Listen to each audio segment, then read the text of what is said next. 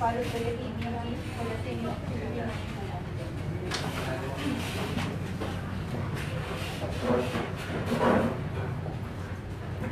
Father, we praise you, we glorify you, and we adore you.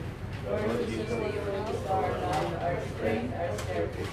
May we earnestly pray, O Lord, that as we are to hold this Espiritu Santo today, may we focus ourselves to one another as servants of our people.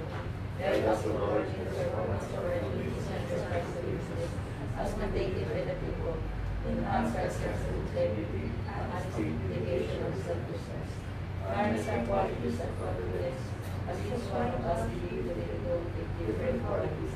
All this we ask for the kingdom of citizens of the world and the Holy sustain our success and excellence. God's glory and name.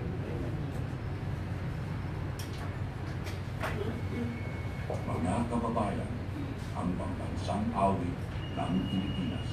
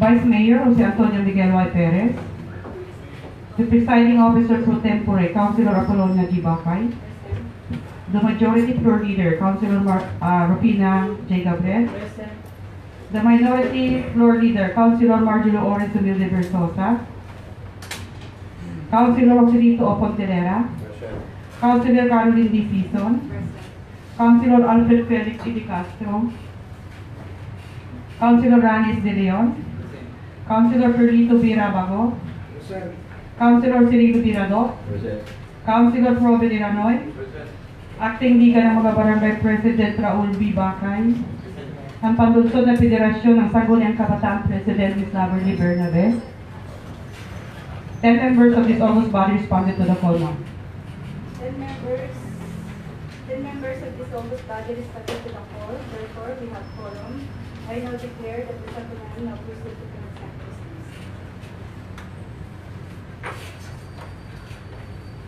Approval of agenda. Madam Chair, if there are no more agenda to be followed, I move for the approval of our agenda today. Councilor Rufina Gabriel moves for the approval of the agenda today.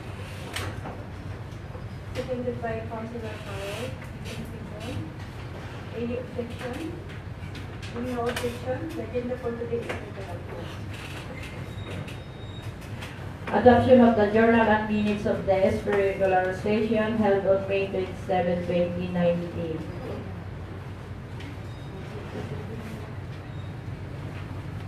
Yes, Madam Chair, I move for the adoption of the journal and minutes of the Sangguniang Panunsod regular session held on May 27, 2019.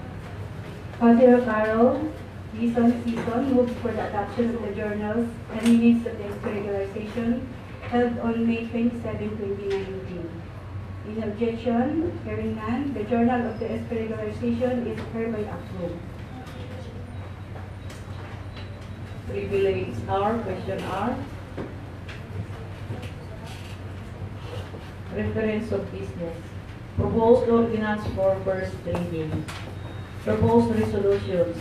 Resolution commending the achievements of the members of Team Alaminos City in the recently concluded 62nd Palarong Pambansa held at Davao City on April 28 to May 4, 2019. Resolution requesting the Bureau of Fire Protection Region 1 through Regional Director Superintendent George Fariñas to donate to the City Government of Alaminos 1 unit fire truck. Resolution approving the additional partial list of projects funded under the following funds. 20% development fund amounting to 9,064,304 pesos and 47 centavos. Infrastructure Development Program, Roads Building Development Project for various barangays. Resolution amending the resolution number 2015-41 designating a new real property located at Lucap, Alaminos City with the same area of 224 square meters covered by PD 17-03087 registered in the name of the City Government of Alaminos, Pangasinan for the establishment of Philippine Coast Guard, Alaminos City Substation.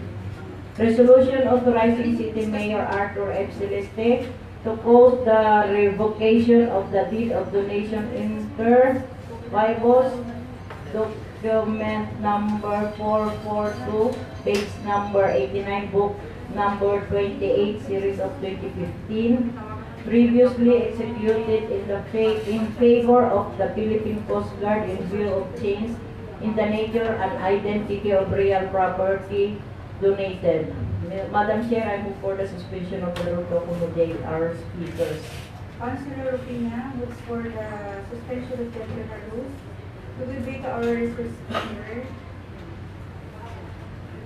Any objection? Any second? For the suspension of the rules, seconded by Councilor Carol, Councilor Perlito Rapago. Our internal rule is now suspended. Madam Secretary, the resource speaker.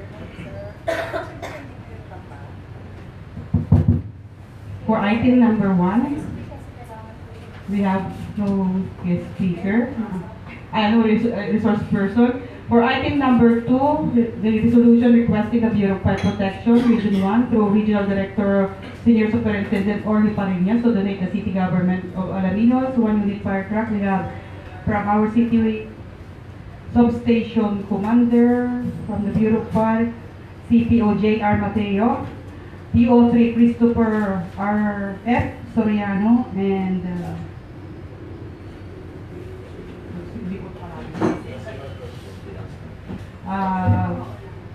Sir Marcio Asuncion.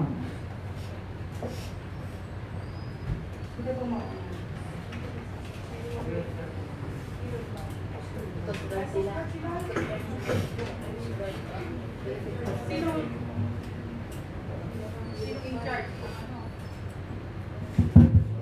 So, kung wala pa po yung from Bureau of Fire,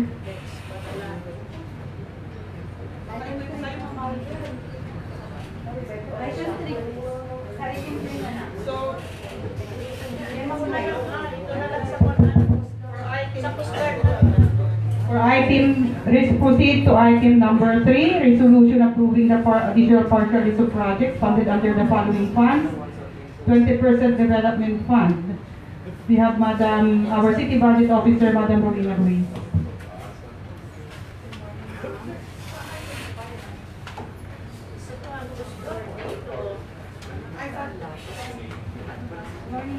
Good morning po.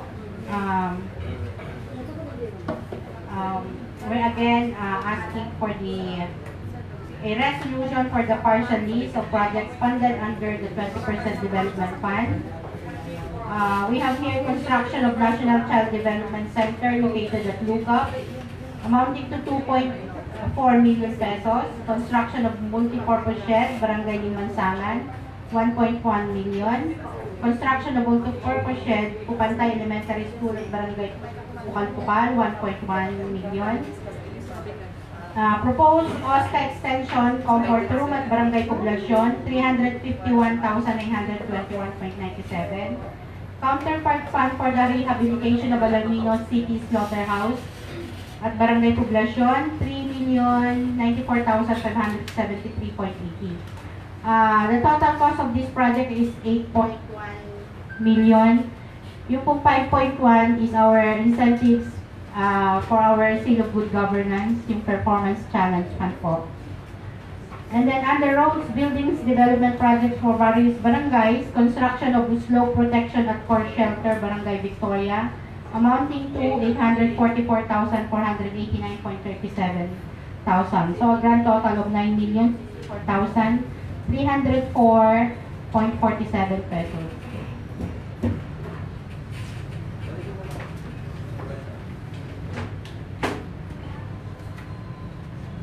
Question po tayo. Yes, Madam Chair, with respect to item number 5, Councilor Park Plan of the rehabilitation of Alaminos City's Total Tower states that it is Councilor Park. From where shall we get the other part?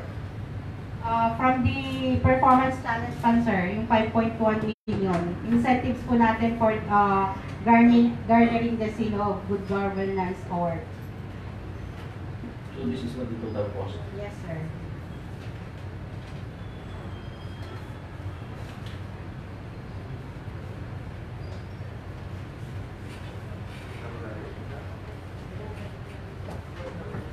Galing po sa Performance Challenge Fund. Challenge Fund po. Yung nakakuha po tayo ng Seal of Good Governance Award. Yan po yung incentive. 5.1 million po.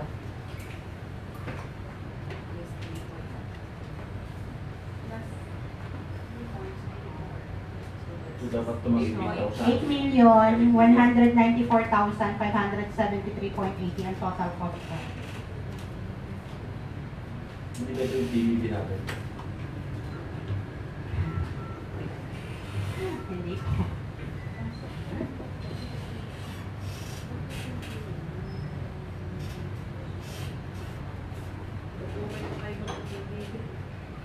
Councilor Raul Bagay. Yung construction ng National Development Center sa Lukak, yung sa Sisang. Opo.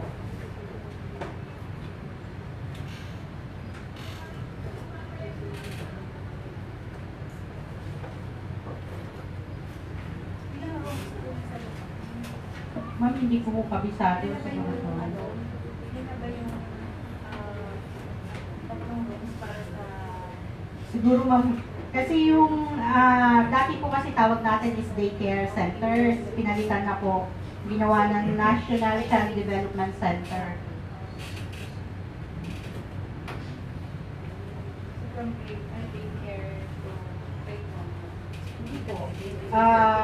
Daycare pa rin in-cater natin, 4 years old and below. Pero yung pinagdaan po ng national government yung daycare center, ginawa Child Development Center na po.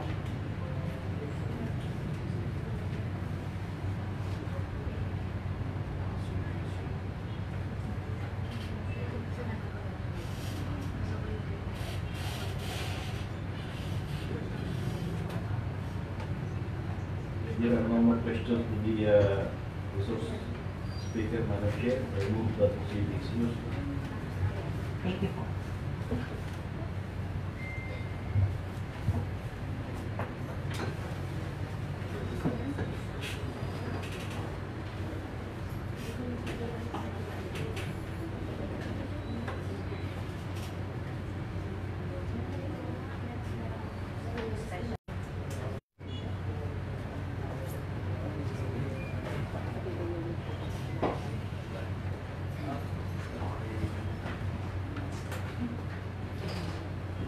Magandang umaga po sa ating lahat.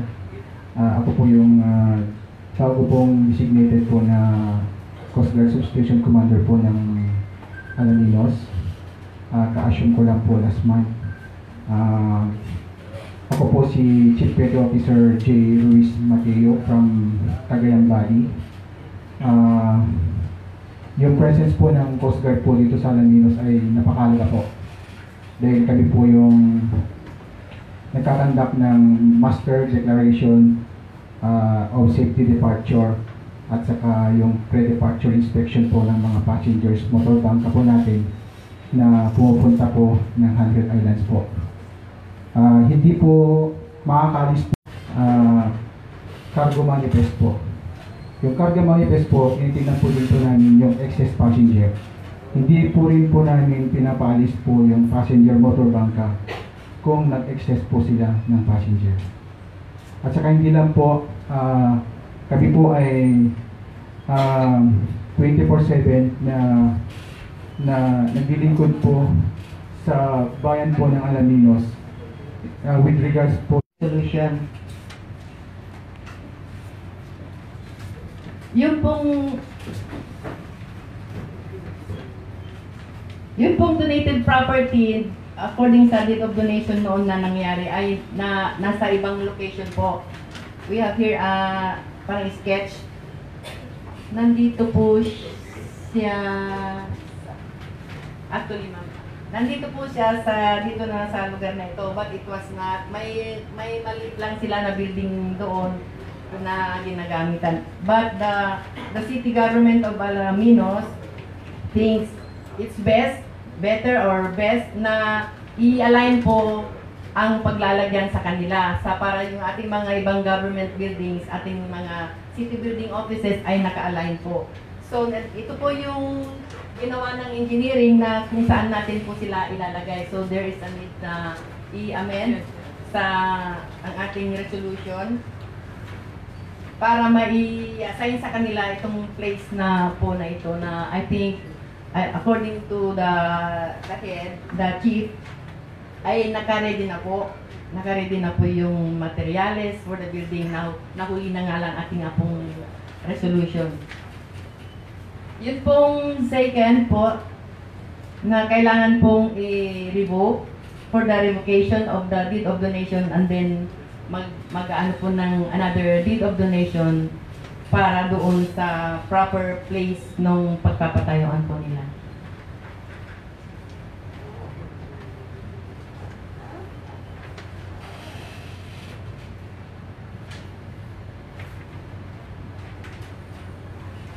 Tinanong po natin kasi sir, ma'am, ito yung sa ating legal consultant na kailangan pong i-amend yung resolution before what this was executed by and between Mayor Art and then the chief of the Philippine Coast Guard.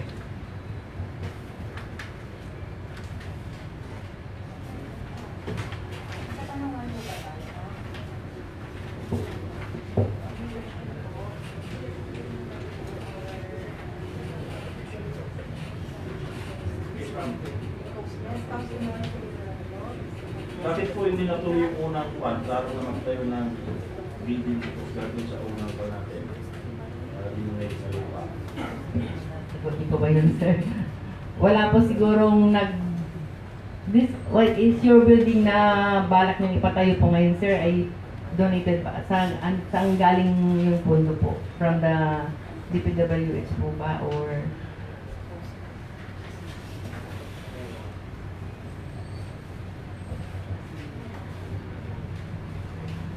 hindi po masyadong sir kasi po baguhan po lang kung asan po dito.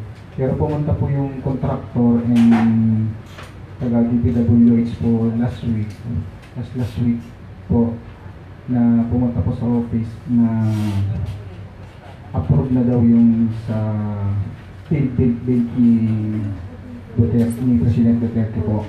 Na isa po dun sa project po ng DPWH po yung building.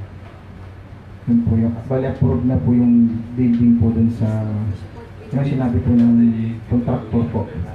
So ang ano lang po namin is yung kung saan po ipapatayo po yung namin yung building po na approve sa building po ni President Duterte po. Yun po yung pagkaano sa akin yung contractor at saka yung sa DPWH po. Sa tanong po ni attorney, siguro yung deed of donation po ay duly notarized. Hindi lang po natuloy yung paglagyan, yung construction ng ano nyo, pero mayroon silang maliit na office doon. Kanya po yung ngayon may offer sa kanila na magpapatayo po yata. Kanya naisip po natin na i-amend na lang po yung resolution, ililipat po natin sila doon dito sa may sketch para po ma-align yung mga ibang buildings na papatayo po ng city government.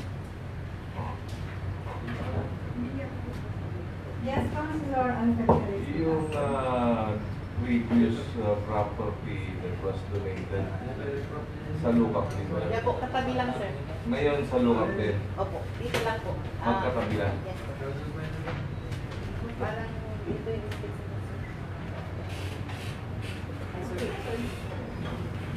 Dito siya na.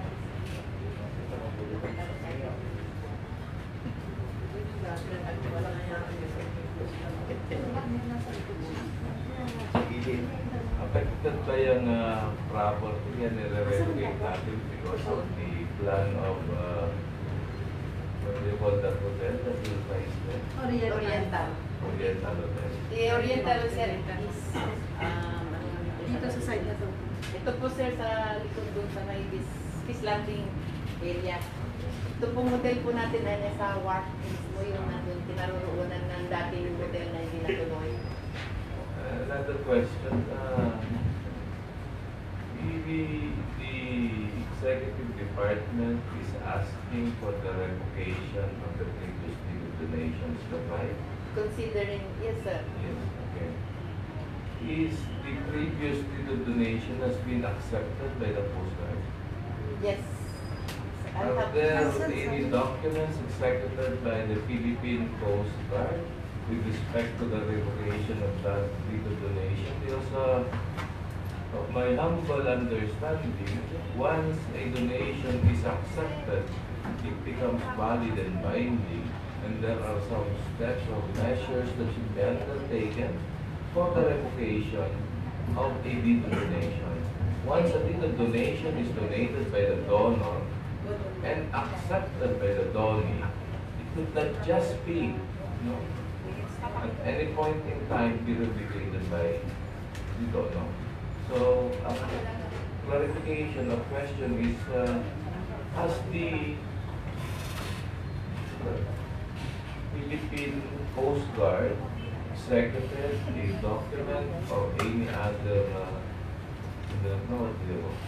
they hold that document with respect to that revocation? Sir, the Philippine Coast Guard through Sir Mateo came to our office under the office of the city administrator to inform about the intention of building up their building. So we presented the document, the deed of donation, to our legal attorney Mike Nazario. What document would be proper for this? Yes. Ito kasi, example, if we were to simulate, if I give you this property and then you accept, sa'yo na. Diba? Kung itong property na to ay sa'yo na, kahit na kung nagbigay, kung sa'yo na, wala na akong karapatan, correct? Yes. Yes. Sir, you know better. Ang question ko ngayon, my point is, baka magkaroon tayo ng double donation. No? Kung dinonate na natin yung property na yan, no? Tinanggap ng Coast Guard. Meaning to say, hindi na sa atin yan. Tama? Dahil pinahingi na natin, tinanggap na nila. Ngayon, kung hindi na sa'yo yan, binabawi ko na. Pwede ba yun? I just don't know, sir. Pero ang That is intent not my kasi, question because kung si Sir, with all due respect, do you have the authority coming from your big boss with respect to the revocation of that donation which was accepted by the Philippine Coast Guard before? sir, the intention of ang sabi dito, we will execute another deed of donation Yes. to be executed by and between their, who will be coming in if the deed of donation for signature would be ready. Yes. Kaya ang tinatanong ko dyan, no? Kung meron pa tayong mga documents, which was executed by Philippine Coast Guard, with respect to that donation na pinigyan natin. Because ang pinaklarify ko dito is, I do not want that someday, no? Because of, let us say, inadvertent. Let's not say an error, but probably inadvertent. Ano? Hindi natin napansin. Nagkaroon ng dalawang donation. So, dalawang property ang pinahingi natin. See? Do you get my point? Yes, sir.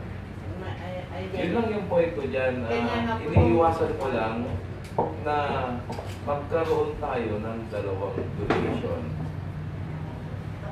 Baka later on, although the same government entity yan, alam mo naman ang gobyerno natin, although we have the same government entity, nagtataksan pa rin yan. So we cannot claim later on, parehas lang naman ng gobyerno yan.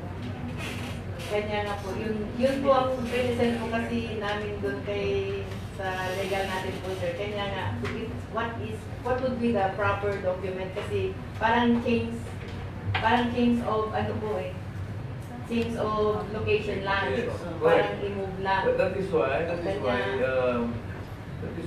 I am asking for this, ano ba yung mga proper documents coming from, of course, from the suggestion or advice of our legal counsel.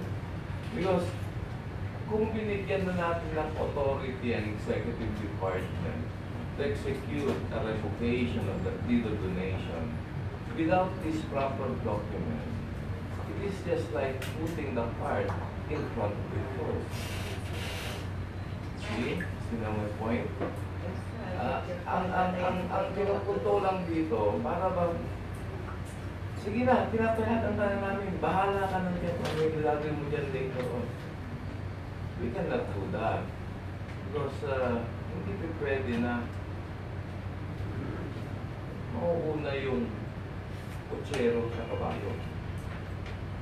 Diba? Kung hindi kompleto yung dokumento, how can we give now our sentiment in favor of the executive department of the local chief executive to execute a deed of revocation of the donation if there are no supporting documents? By the way, sir, which should come first? The amendment or the revocation? I really don't know.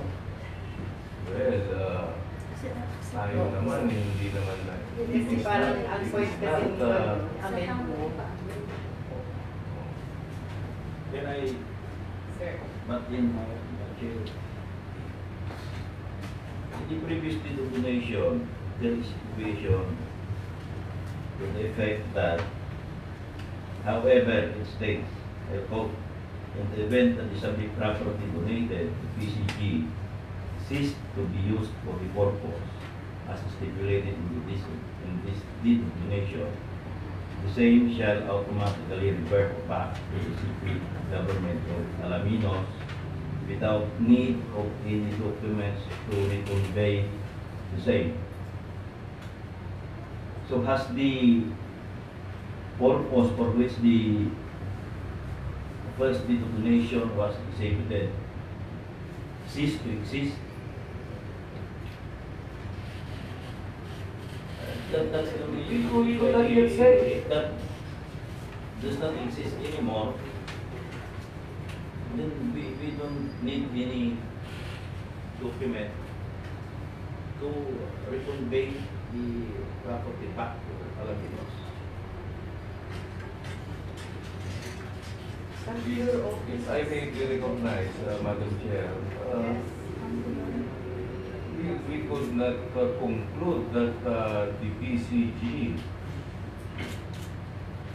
has ceased to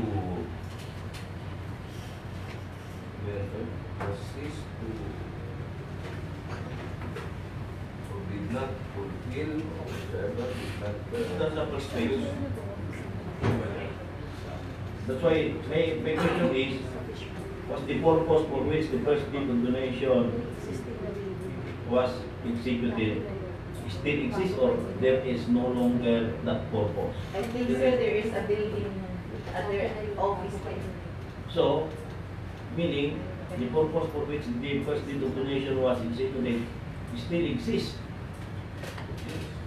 Kasi meron na silang naman doon eh. They use the property for the purpose for which it was executed. So it cannot be automatically reverted back to the city government of Alaminos. Unless maybe the Coast Guard will expressly manifest that they are no longer interested in using the playground. In that case, we did the express manifestation of Coast Guard that they are no longer interested in using the property. That's the document that I think is necessary for us to proceed with the execution A of document must come from them. Correct. Councilor Orange, Navigator Etas, recognize. Yes, para lang pag-enlighten tayo, I think the one that was donated 2015, year 2015, is the one where there is an existing building already na noon pa. An office which is Na ginagamit nila ngayon. Ngayon, what happened is they are planning to renovate that building before. They cannot renovate it because the land is owned by the city of Alaminos. Para magkaroon ng pondo, kailangan i-donate ng City of Alaminos yung lupa sa Coast Guard. Which we have done. Which is nagawa ng LGU. Now, siguro, nagkaroon ng change of plan on my understanding dito sa request. Nagkaroon ng change of plan, hindi na lang nire-renovate kasi ilipat na lang dun sa bagong parcel of land. Kaya, parang siguro kina-cancel yung dating donation para gumawa ng bagong building dito sa bagong location. Correct. Natin yun. Pero yung si Madam Marina kanina sinabi na ang Alaminos ang nag-decide na mag-designate ng ibang lugar. Hindi naman ang Coast Guard ang humihingi ng ibang lugar. Parang gano'n eh. One-sided, tama? Parang gano'n. Sir, parang gano'n. when he came over, yung pumunta ko sila, kasama na parang one-sided ito eh, na Alaminos ang nag-decide kung saan gusto bigyan ko yung another lupa. Parang yun ang sinasabi. Pero sir, nung dumating po sila the first time, dala po nila yung kung saan na nila yung na-designate na sila na po dinesignate ng DPWH. Kanya parang tinutulungan lang natin sila po sir noon. Kasama na nila yung designate. Pero I agree with your concern, yung contention na it must come from them na hindi na sila interesado sa lugar na yun. Kaya may kasulatan na yun yung na-miss. Yun ang na-miss out ko natin. Saka, Orange, sa narinig ko rin kanina, the resource speaker stated that they wanted to put this new building on this new site to align it with the city, yung existing plan na meron na doon. Because yung dating kinalalagyan, yung ngayon na kinalalagyan na dinonate na natin, hindi naka-align dun sa mga development na nangyari on that area. So, ang ano lang natin, ang concern natin dito, I agree with Councilor Castro na baka madoble yung maibigay natin because we already gave the other property, and now we are giving another property. And we are not sure if ito since nandun din naman sa ordinance na pwedeng may balik dahil hindi nagawa yung purpose, might as well kailangan i-revoke muna natin yung donation na nauna before we give this another property. Para hindi naman lahat ng property natin later on na ibigay na natin sa Coast Guard. Councilor Raul Bacay is recognized. Mr. Chair, matanong ko lang doon sa mga kasama natin yung Coast Guard. Nung pumunta ba yung DPWH, sinukat niyo yung area? Saan yung area po na actual na papatayuan yung opisina nyo, sir? Yung dati pa rin ba o hindi? Katabi. Pero hindi nasakupan yung dati yung office. Hindi sa akin hindi ba tayo? Hindi sa ako. Ibang location na po yun. Ibang location. Ibig sabihin, itong nire-release yung lupa ulit, another lot ulit na donate ng city. Gaano kalayo sa dati sila? 5 meters. 5 meters lang. O di malapit lang pala. Bali, pumunta po si engineer po dun sa site po noon, ma'am. Bali, yung distance po dun sa fish landing, ma'am, is 5 meters, ma'am. Dun sa existing na building po namin po is 5 meters din po. Pero yung building po namin, nasa likod po siya, ma'am. So yung fish landing at yung bagong papatayo na building po namin, ma'am, is mag-align po sila, ma'am. Ang distance lang po nila is 5 meters po. Sir, matanong ko lang, kasi yung drawing po dito, yung site na development plan, ang square meter yung 224 square meter po. Ang nakadunit yata 224 din. Bakit hindi ba pwedeng yun na rin yung pa rin wala na yung additional na donation ng syudad? Para sa ganun, wala na tayong problema, hindi na kami nagawa ng wala nang revocation. Sa dati na lang. Doon na lang ipapatayo yung... Sa dating place. Sa dating place. Yung problem po dun, sir, kung nga, nina-align po natin in time, maglalagay po ng parang road dito, tapos i-align din sa ibang. Kasi we have already this one existing road, the Fishport building, tapos iyaan po na ganyan. Kung doon pa rin po, makakaano dun sa future development po ng aking buwan. Dito si engineer. Ma'am, ang matanong ko lang, kung halimbawa, nakapag-donate na ng city government ng 224 square meter at mayroong hindi masasakupan, sabi nyo. At ilan ba bang square meter yung pwedeng i-donate ng syudad na may dagdag doon sa 224 square meter po? Wala po siyang may dadagdag po. Wala. Doon sa dinonate po, yung mga previous po na, yung dinonate po, bali 224 square meter po. Doon sa pagpapatayuan po ng bagong building, 224 din po. Halos parehas din po. Paano natin nire-revoke ba? Do we need another document para maging legal? Councilor Ranoy is recognized. Hindi ba yung kaya nila ililipat yan dahil sa demolition yung another budget na naman yun? O umiiwas lang yung DPWH dun sa mga programa na pag-demolish yung building na ikit lang yung coaster na yun.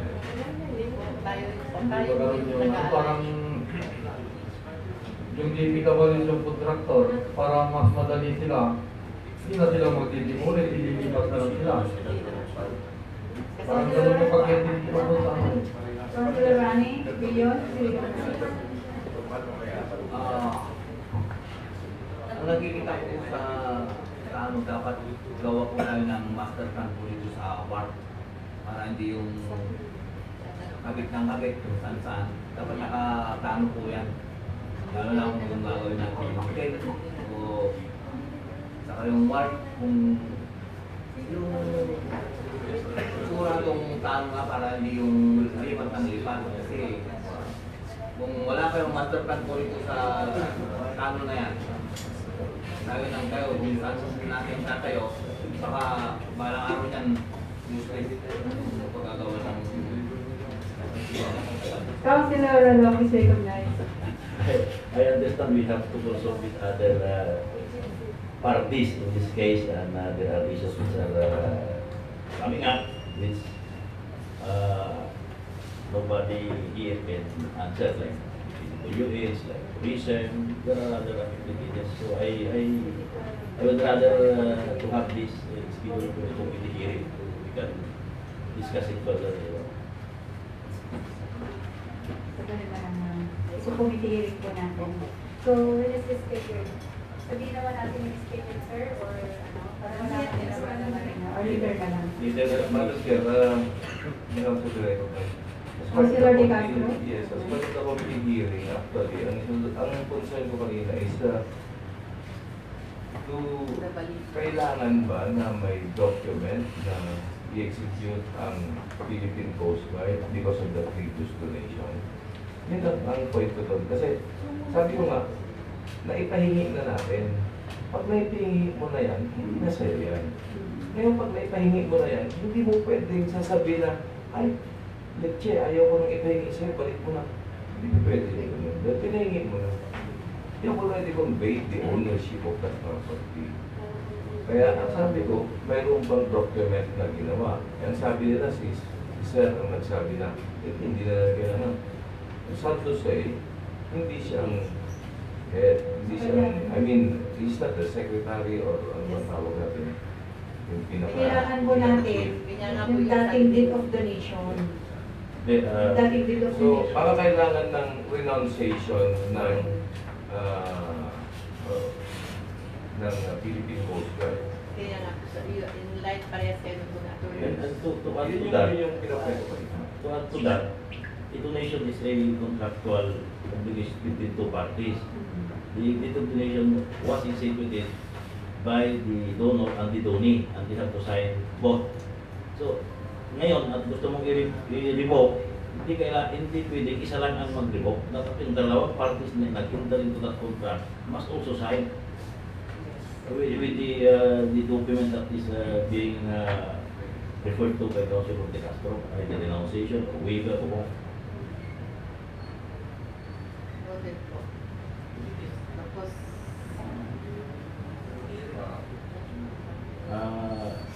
I think we can now excuse our speakers and we can schedule the hearing later during the business of the day portion. Is now our yes, sir. next speaker, madam. Yung under resolution number 1. Oo, yung resolution. Ito na yung book niya. Resolution recommending the shipments of the members of team Alaminos City in the recently concluded citizen sa larong pambansa held in Davao City on April 28 to May 4, 2019. Actually, commendation na ito. Resolution commendation na. I don't think we need to discuss that, Madam Chair. I just move to the adoption of the resolution to that effect later.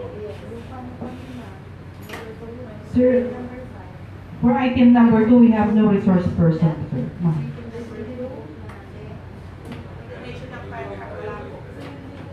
We defer that to our next conversation.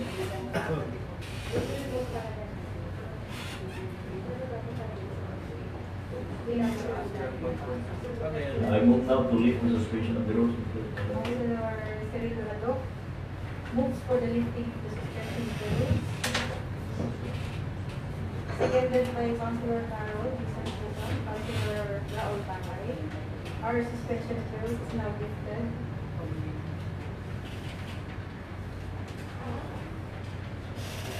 So under proposed resolution number 1, Councilor Yes, Carol. Madam Chair, regarding the resolution commending the achievements of the members of the Alaminos City, the recently concluded 62nd Kalabang Pambansa held at Davao City, I move that we do the said resolution for business of the day for approval. On motion of Councilor Carol Dizon Sison, duly seconded by Councilor Perlito Rabago, and all members present sa kanyang panlungsod. The resolution commending the achievements of the members of the team and the debate for the business of the day for approval. For us, item number 2, Madam Chair, I move that it be deferred for our action regarding to your resolution. Proposed resolutions, number 2, Councilor Cirilo Delgado moves to defer for next session. And proposed resolution number 3,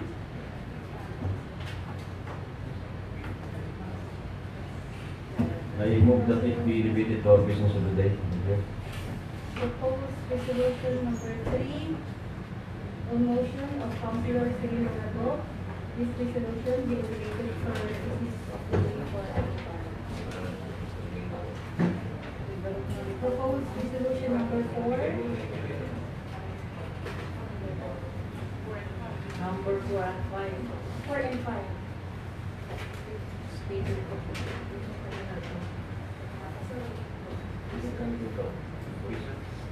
The reason. Rosa and Luz.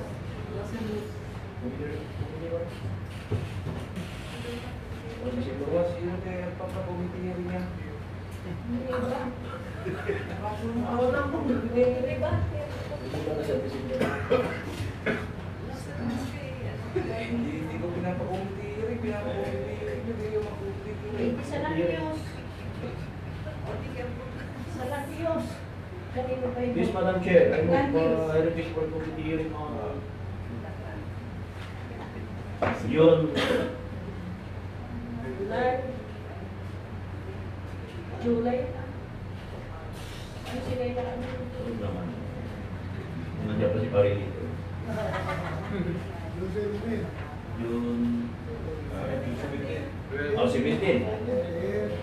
17. 9.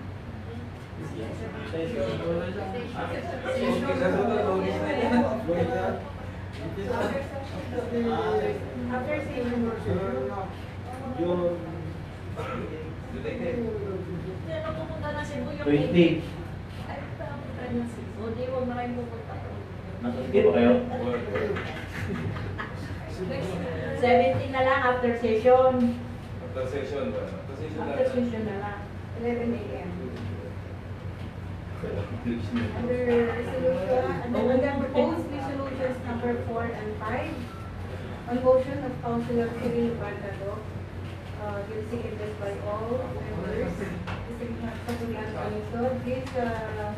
proposed resolution number 4 and number 5 at a committee hearing on June 17 at 11.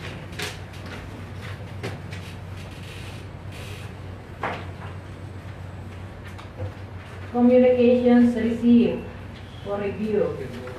Administrative cases. Unassigned business. Yes, Madam Chair, may I correct? Councilor As part of the unassigned business, during the last session, the proposed ordinance of Santa Maria for approval was scheduled for committee hearing on June 7 at 11 o'clock.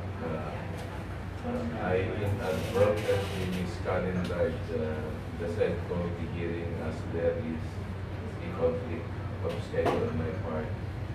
I request that instead the committee hearing be heard on June 14 at 11 o'clock in the morning in lieu of the scheduled June 7.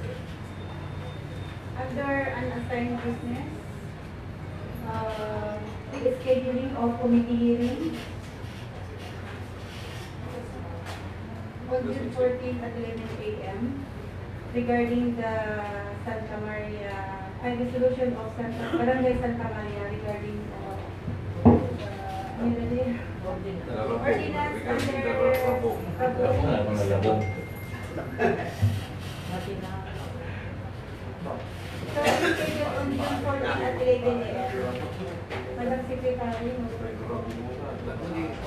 Another unassigned business, Madam Chair. I understand that June 5 It's a holiday. Yes, sir.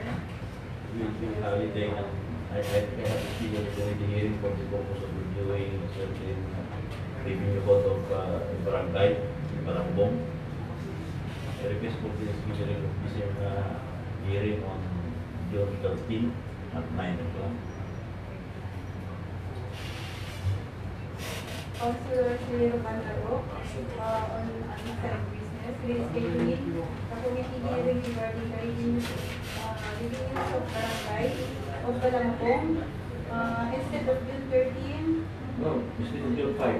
instead of June 5, It should be June 13. June 13 at 11 p.m. 9 9 o'clock. a.m.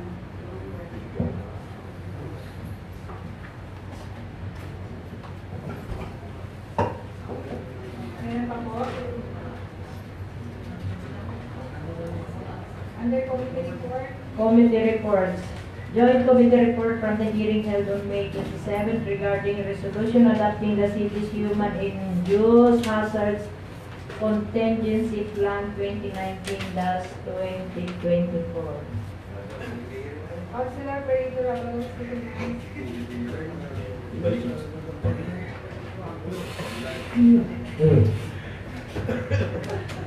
Yes, Madam Chair. There was a committee hearing regarding this resolution of the human induced hazards in contingency plan 2018 to 2015. The committee hearing was conducted on May 7, 2018. Present with the CDR Timon, Mr. Jerome Amorit and Mr. Hernandez from the City Government. During the hearing, Mr. Anuras was understood this committee for approval for a resolution conducting the human induced hazards contingency plan for the year 2019-2014. Mr. Manuel Hernandez informed the committee that the human induced hazards contingency plan 2019-2024 was prepared in terms in format and form as well as its substance. The plan was prepared a year ago with all the contributions and insights of all the members of the CDRR Council. So they are looking forward to the approval for the resolution in the period of human induced hazards contingency plan 2018-2024. The committee was furnished with the copies of the proposed plan. So the committee assured the proponent that the request for the approval of the proposed human induced contingency plan be elevated for further study and review during the next regular session.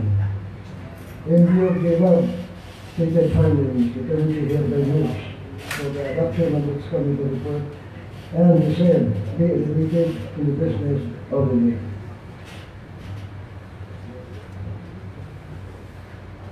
Councilor Perito Ramos moves for the adoption of this committee report and the same be elevated to the business of the day. For the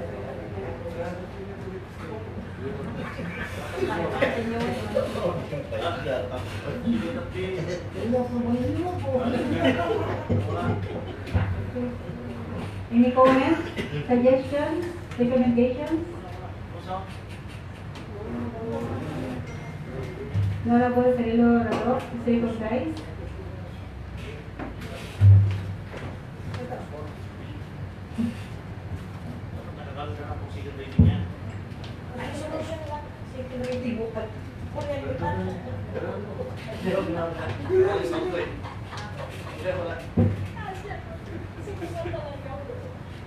Okay, next. Joint committee report from the hearing held on May 29 regarding an ordinance creating the City Youth Development Council of Alaminos City, Pangasinan. Councilor Lavery Bernati, Committee Chairman, Presiding Officer. Regarding Mike, ma'am.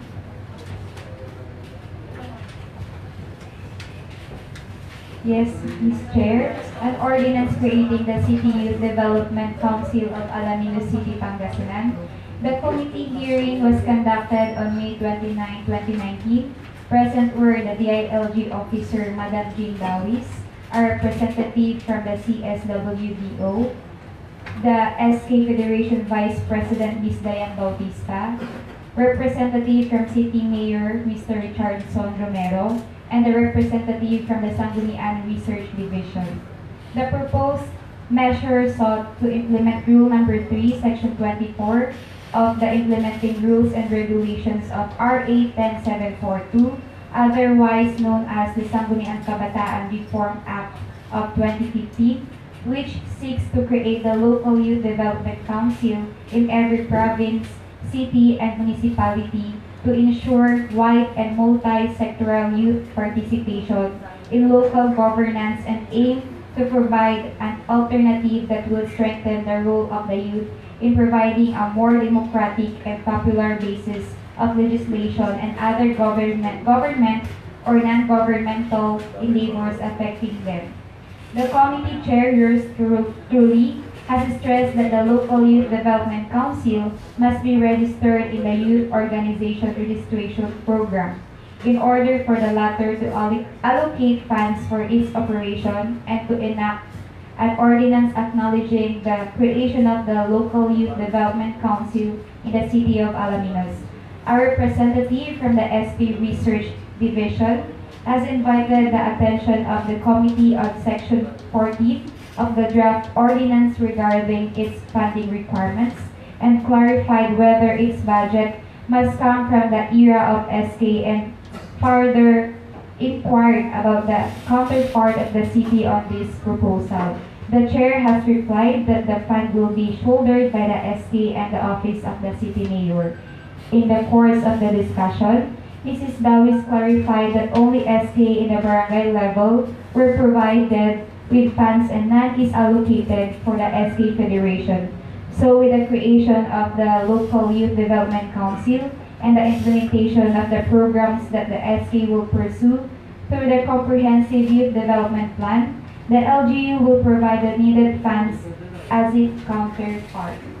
In view of the foregoing, this committee moves for the adoption of this committee report, and the same committee hereby moves for the calendaring of the proposed measure for a public hearing on June 14, 2019, 9 a.m. at Plaza Enrique Braganza.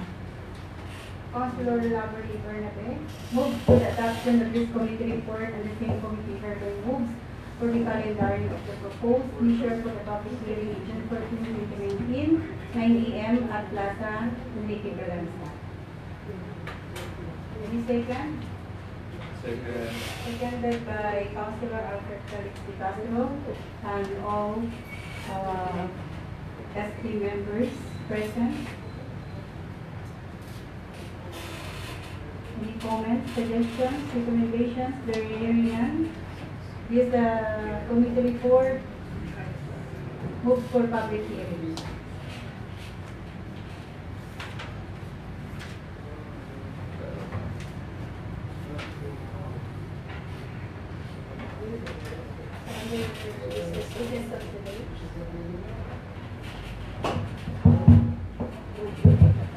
Now proceed to the business of the day.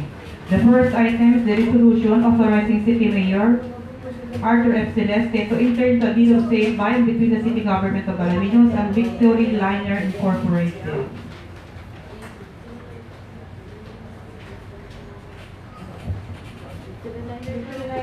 Councilor Anoy?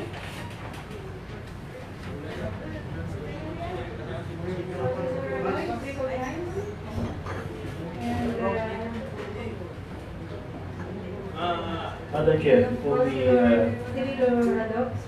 last time, we asked the executive to permit us with detailed maintenance expenses for the buses that were donated to us the previous years. And I have here a copy, I don't know if you have a copy. For the old bus, I just would like to mention one. Old bus, Nissan. Plate number is HW517, acquired July 2011. For 2015, Madam Chair, maintenance expense is about 260,000 for 1 year. 15 lang yan, ha? The next year, more than 100,000. In the succeeding years, no less than 100,000. Maintenance ng spare parts. So are we going to proceed with the purchase of a used bus, considering the maintenance expenses involved? Yearly yun, ha? Ito.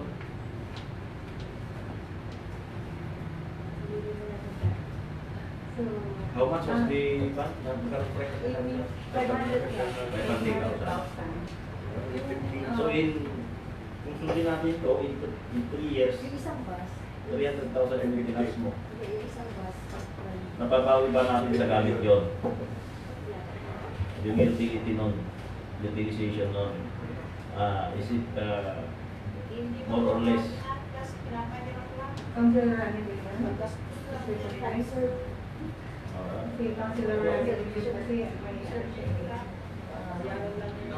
Kasi more or less yung magagastos natin na maintenance nung maintenance lang yun, ha? Hindi kasama yung gasolina niya, yung driver, maintenance lang yun. Nakikita ko dito, pinakamalaking expenses yung spare parts, siguro magpapalit ito. Malaki, ano? 52,000, 78,000, 234,000.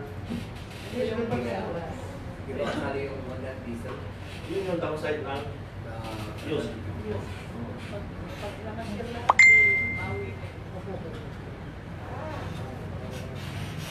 Spare parts, di ba? Change. So, dami ng spare parts, sir. Change na lang. So what is the recommendation, Mr. Chair? Chairperson on transportation. Councilor Ano, is recommended.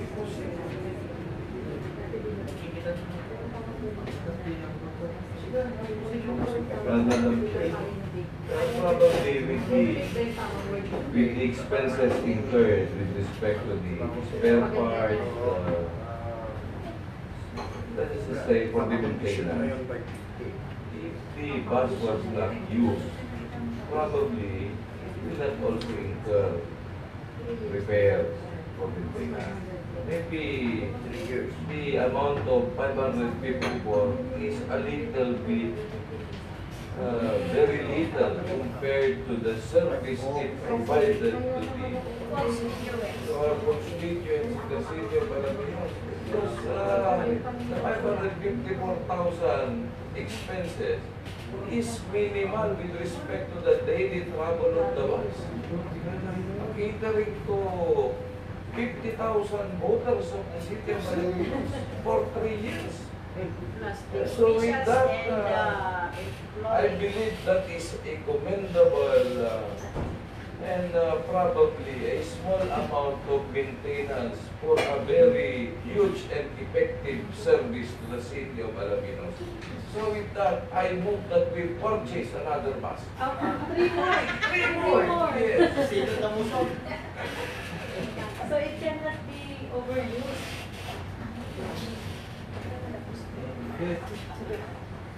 Councilor Alfred De Castro moves for the approval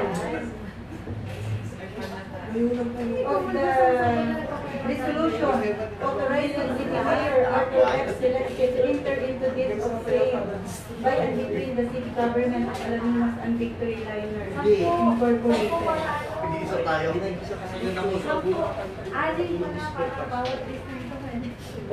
And duly seconded by all members present.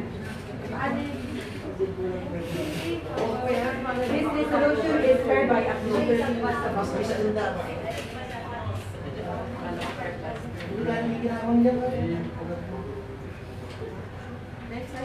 Next item, Madam. The next item is the resolution commending the achievements of the members of the Team Alaminos Kitty in the recently concluded 62nd Palarong Pambansa held at Davao City on April 28 to May 4, 2019. Councilor Carol, please recognize. Yes, regarding this resolution commending the achievements of the members of Team Alaminos City, they recently concluded 62nd Palarong Pambansa held at Davao City on May 28. I move for its approval and kindly include the names of the following players: Jacob Ordonio, silver medalist, 110 meters and 400 meters hurdles, Tacarang Elementary School. Miss Rhea Christine Rafanan, silver medalist, triple jump of Alaminos City National High School. Tricia May Gutierrez, Dixie Skyler Ramos, bronze medalist of lawn tennis double, Colegio San Jose de Alaminos. And Jinwell Alfredo Mandapas, bronze medalist, lawn tennis, team competition, Alaminos City Central School. A motion of Councilor Carol Wilson Season, duly seconded by Councilor Orange Rodrigo Sosa, that this resolution commending the achievements of the members of Team Alaminos City, the recently concluded 62nd Palarong Pambansa held in Davao City, November 28, May 4, 2019, be approved. Madam Chair. Yes, Madam. Madam President, I would like also to add on this resolution that as we give the commencement certificate to our achievers, may we also request the executive department regarding the incentive, cash incentives of our achievers, so at least we can also compliment them with pabaon. Tapos na kasi ito eh. Oo nga. Pabaon after. Pabaon after. Reward. Reward sa kanila. Tapos invite pa natin sila. So, we will be invited them on next session. So, award the certificate. Tingnan na yung request din. Any comments, suggestions, recommendations, hearing none? This resolution is hereby approved.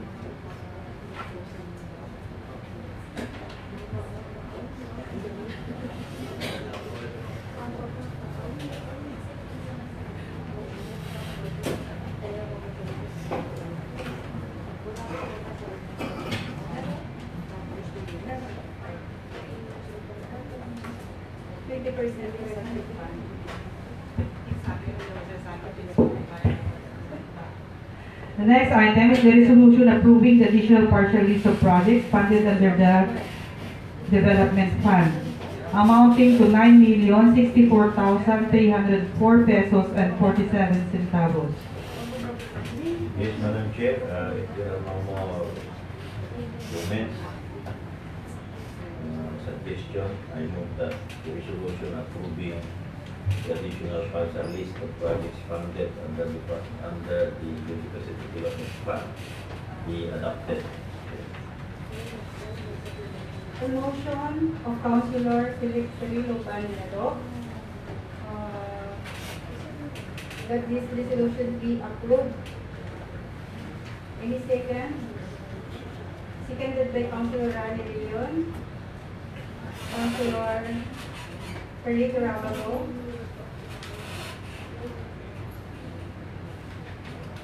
That this resolution approving the additional party list of projects funded under the following funds: 20% development funds amounting to 9,064,304.47. Under A, infrastructure development program, and B, roads building development project for various barangays. Any comments, suggestions, recommendations? There being none, this resolution is hereby approved. Next, Madam. Resolution adopting the city's human induced hazards contingency plan for 2019 to 2024. Councilor Rabago, is recognized.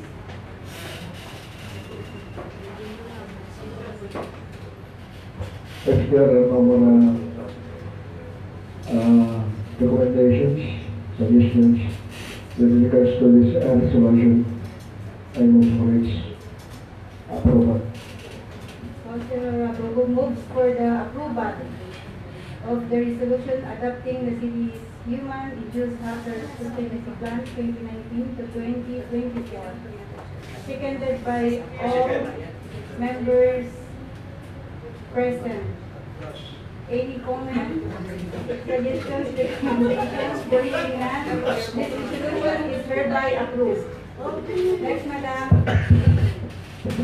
Under the new business for ordinance, we have the second reading of ordinance providing for a drug-free workplace in the local government unit of the city of Alaminos, Pangasinan. Yes, Madam Chairman. With regards to this proposed ordinance providing for a drug-free workplace in the local government unit in the city of Alaminos, Pangasinan. Madam Chairman, I will reschedule again for the second reading regarding this ordinance on July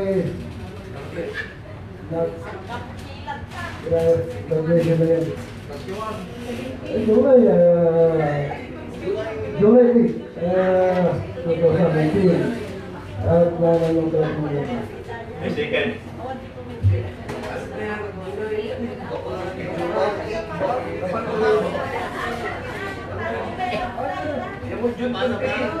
I'm going to I will figure on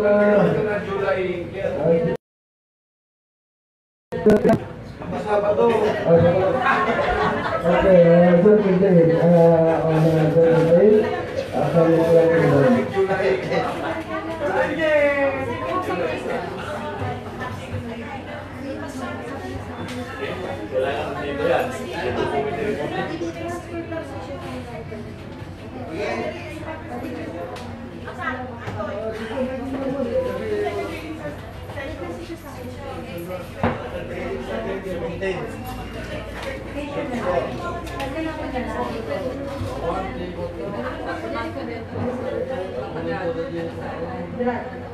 Drug-free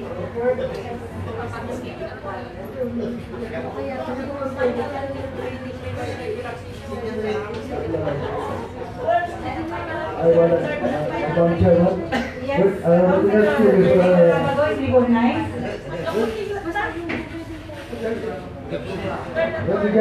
With regards to this proposed ordinance, I vote for scheduling for third and final reading on the next regulation. Councilor Perlito Rabagong moves for the scheduling of this ordinance providing for a drug-free workplace in the local government unit of the city of Alaminos, Pangasinan on third and final reading on next session. Yes, Madam Secretary. Under new business po.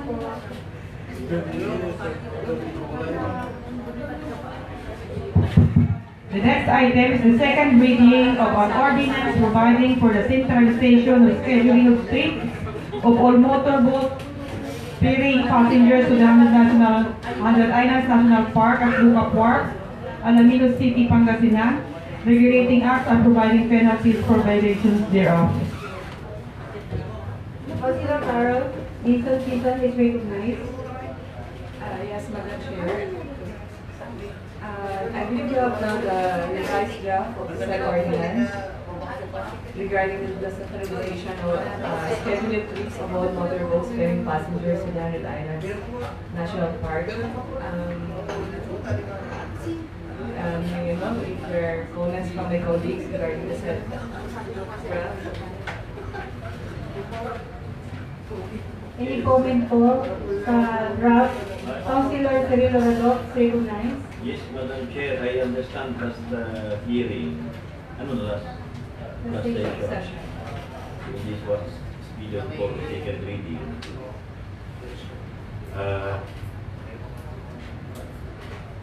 I understand that we have already corrected the scope.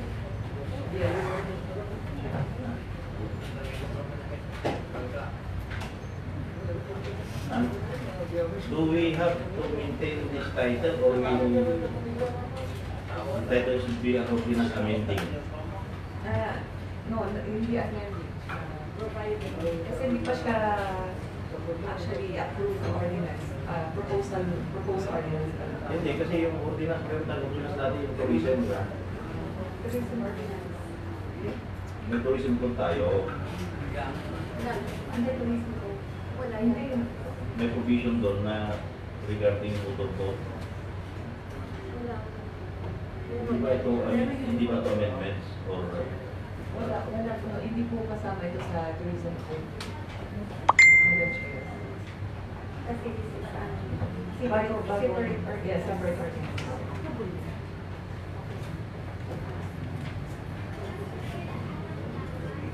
Ang pinag-uusapan mo ko, only lupa. Hindi yun nga, yun ang ginawa ko kasi sinight dito yung whereas number 1. Yung whereas number 2 pala, sinight yung tourism code. Na may nagsabi na motorboat groupings and ferrying tourist. Hindi ba ito yun yung sa rotation?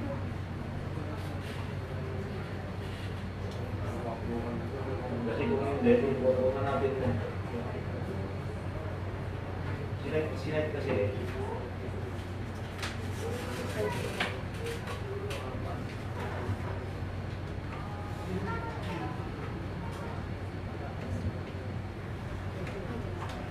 Meron yung grouping of ferrying tourist noon na red at saka blue, di ba? Ngayon wala na. Because of this ordinance, we are deleting that distinction. Ibig sabihin, namin natin yun, yung part na yun. Yes, pero ito kasi centralization. Kasi ito, trips lang eh. Yes, it trips na.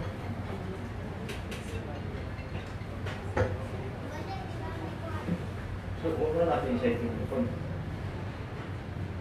Hindi naman po kailangan mag-uwin yan kasi based po yung color coding na yun hindi sa mga yung color blue para sa mga motorboat, yung sa Litroa, yung red para sa mga Yan yung councilor eh. So, tanggalin na natin yung whereas na isa.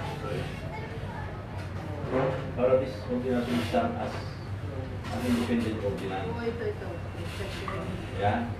Okay. Yung second whereas. Oo, yung second whereas. Tanggalin na natin. Okay. Noted.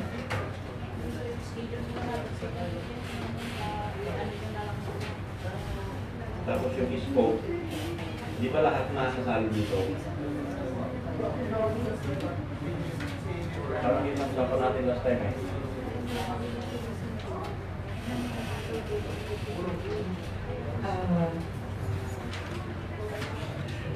Mr. Chair, regarding dito sa whereas section 1, hindi pa natin pwede siyang i-delete kasi sinasabi dito na yung mga motorboats, sila yung mga nag-ferry ng tourist sa HIMP. Okay lang siya nakasama. Okay. Ayun ka, yung Scope. scope. Parang Meron po yung included yung mga travel agencies. Nasa regulated as na po siya. Hindi ko sabihin may nagprogram din ng bulo at yung di ba pinag-usapan natin ito?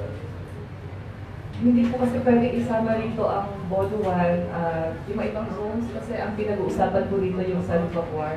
So, yung Highland Islands National Park. So, bakit hindi natin pinasali yung Bolo? Bolo 1, Bolo 2, Mongro. kasi po yung under sa Madam Chair, regarding to sa question nila, yung kaya di kasama yung Boduan, yung ibang zones, kasi pinag-uusapan dito yung San Bacuar. Lupac itself, hindi siya... Kaya ang ginagawa natin ng centralization ay yung San Bacuar. Kung regarding dun sa ibang zone, pwede naman natin silang gawa ng ibang ordinance or scheme. Kung ano ibang magkakaproblema. So far kasi wala problema ibang zones.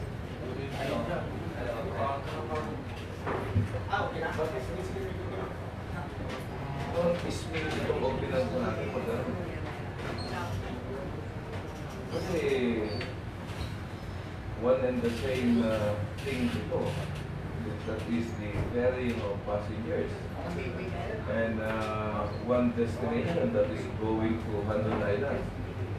What is now the distinction of making an ordinance for Lupa, and then later on an ordinance for mangrove, and then probably an ordinance for Boloan, and perhaps an ordinance for Bolopo.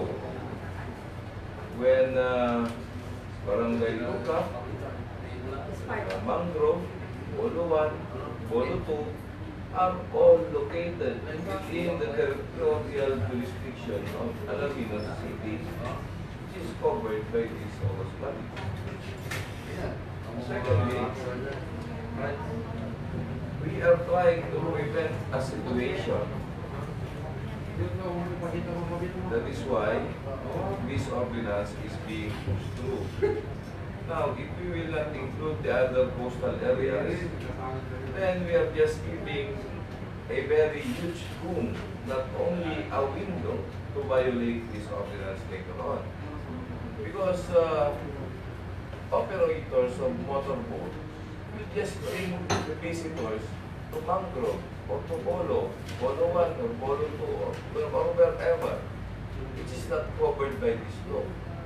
So the purpose of this law is defeated because of that very huge legroom for violating this ordinance. So with all due respect, I request that the matter be considered thoroughly. If there is a need to include other coastal areas of Alaminos, which may be used as a getaway or entrance to Handon Island.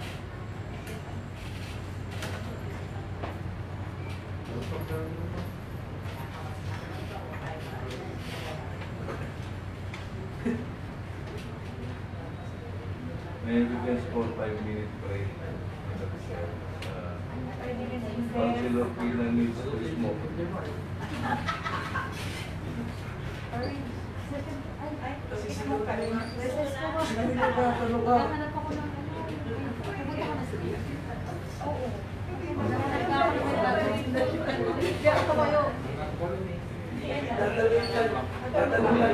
Alam mo yan, nung nawakalap ng di ba, roots kayo? Sinadaling lang nila yan doon sa bulo. The same rule applies to Pagde. Meron Kasi pag mga negosyo pare, ang kami nilalang libas pare. Hindi na kasali. Kami tigisita sa ilo ka pwede bigyan pulo. Hindi nga kasali dito. Mapipapansin natin yung mga galing dito sa... Alam mo, magta-transit dito sa magta-transit dito sa Lucas. Nagdadalit sa pulo. Hindi pinagkan.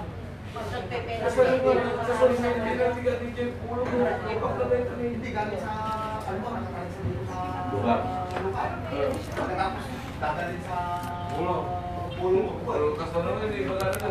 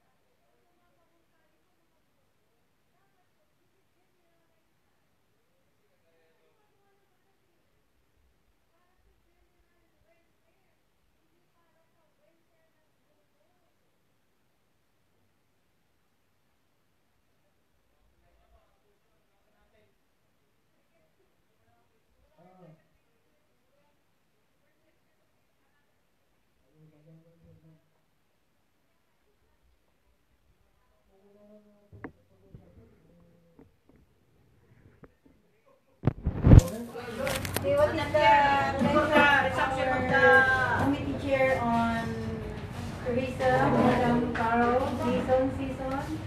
Resume mo muna. Kasi wala kami kita ng issue na ito eh. Resume mo muna ang Resume mo na. Resume our station. Under new business, business number 2. Councilor Carol, season is recognized. Yes, Madam Chair. Since there are some comments regarding the said ordinance and kailangan pang i-ayos, I move for the consent calendar is for another second.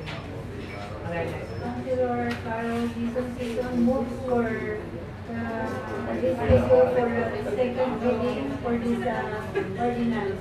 Duly seconded by all members present.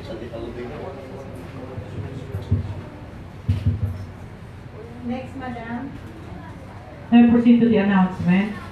We have received an invitation regarding consultation meeting with the beneficiaries of the Philippine Rural Development Project, sub-project Salad Tomato Production and Marketing Enterprise at the Tomato Consolidation Facility in Barangay Santa Maria on June 6, 2019 at 2 p.m.